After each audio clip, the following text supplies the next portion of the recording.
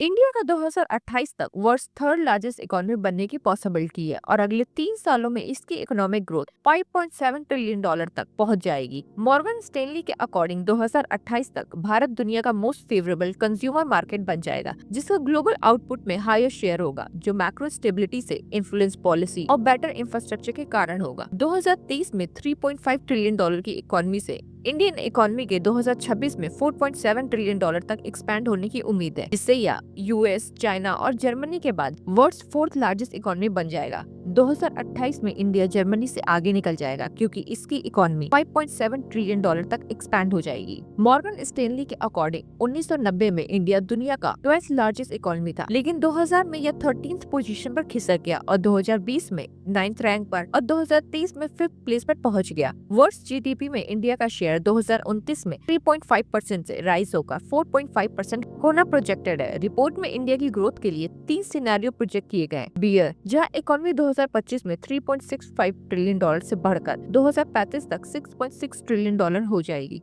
Base, जहां यह grow होकर 8.8 ट्रिलियन डॉलर हो जाएगी, और है बुल, जहां इसका साइज बढ़कर 10.3 ट्रिलियन डॉलर हो जाएगा। इसने पर कैपिटल जीडीपी को 2025 में 2,514 डॉलर से बढ़ाकर 2035 में बेस सिनेरियो में 4,247 डॉलर, बेस सिनेरियो के अंडर 5,683 डॉलर और बुल सिनेरियो के अंडर 6,706 डॉलर तक बढ़ाया। प्रेजेंट टाइम के बारे में मॉर्गन स्टेनली ने कहा कि ग्रोथ में सुधार की संभावना है। आने वाले दशकों में भारत ग्लोबल आउटपुट में अपने शेयर्स गेन करेगा, जिसके पीछे स्ट्रॉन्ग फाउंडेशनल फैक्टर्स होंगे, जिनमें strong population growth, functioning economy, macro stability से influenced policy, rising entrepreneurial classes और इम्प्रूविंग सोशल आउटकम शामिल है। मॉर्गन स्टेनली ने रिपोर्ट में कहा कि इसका मतलब यह है कि Bharat world's most favourable consumer market होगा। इसमें मेजर एनर्जी ट्रांजिशन, जीडीपी में क्रेडिट में बढ़ोतरी और जीडीपी में मैन्युफैक्चरिंग का शेयर बढ़ सकता है। हाल के हफ्तों में हाई फ्रीक्वेंसी इंडिकेटर मिक्स रहे, लेकिन कुछ महीनों की तुलना में स्पष्ट रूप से बेहतर है। एक्सपेक्टेड है कि 2024 के सेकेंड हाफ के स्लो डाउन के बाद फिस्कल और मॉनेटरी पॉलिसी सपोर्ट पर ग्रोथ में सुधार होगा, साथ ही सर्विस एक्सपोर्ट भी रिकवर होगा। ग्लोबल ब्रोकरेज ने उम्मीद जताई है कि 31 मार्च को एंड होने वाले फिस्कल ईयर में भारत की जीडीपी 6.3% और अगले फिस्कल ईयर में 6.5% रहेगी। इंडियन इकोनॉमी पर मॉर्गन स्टेनली की रिपोर्ट में कहा गया है कि मैक्रो स्टेबिलिटी कंफर्ट रेंज में बनी रहनी चाहिए, जिससे पॉलिसी मेकर्स को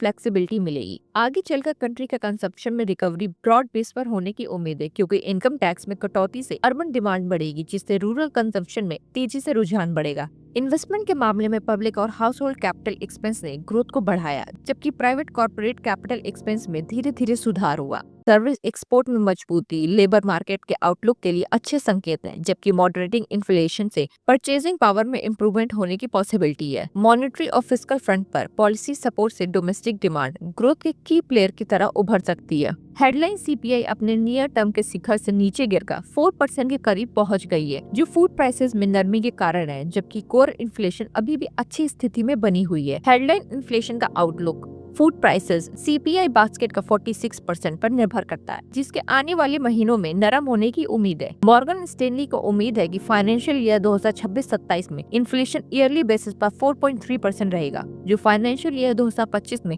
4.9% से कम है। मॉनेटरी पॉलिसी फ्रंट पर आरबीआई अपने सभी लीवर, रेट, लिक्विडिटी और रेगुलेशन में ढील दे रहा है। इसने फरवरी पॉलिसी में रेट ईज करने की साइकिल को स्टार्ट किया और मॉर्गन स्टेनली को अप्रैल में 1 और 25 बीपीएस रेट कट होने की उम्मीद है। फिस्कल साइड बजट का एम इनकम टैक्स में कटौती के थ्रू कंजप्शन को बढ़ावा देकर ग्रोथ रिकवरी को मजबूत करना और कैपिटल एक्सपेंडिचर के फेवर में स्पेंडिंग मिक्स करना है, जबकि फिस्कल विजडम मेंटेन करते हुए मैक्रो स्टेबिलिटी को नियंत्रण में रखना है। इसमें कहा गया है कि ग्रोथ के लिए रिस्क एक्सटर्नल फैक्टर से उत्पन्न होते हैं। हम यूएस गवर्नमेंट के ट्रेड और टैरिफ पॉलिसीज के डेवलपमेंट के साथ साथ डॉलर की मजबूती, यूएस फेड के रिएक्शन और ग्लोबल ग्रोथ और फाइनेंशियल कंडीशन पर भी क्लियरली मॉनिटर करते हैं। डोमेस्टिक साइड पर हम स्टेट लेवल पर फिस्कल प्रोफिलिगेसी या पॉलिसी मिक्स में किसी भी चेंजेस को ट्रैक करते हैं, जो मैक्रो स्टेबिलिटी पर असर डालेगा। Most crucial clue probably global होगा, जिसमें यूएस पॉलिसी और ग्लोबल ग्रोथ रेट शामिल है।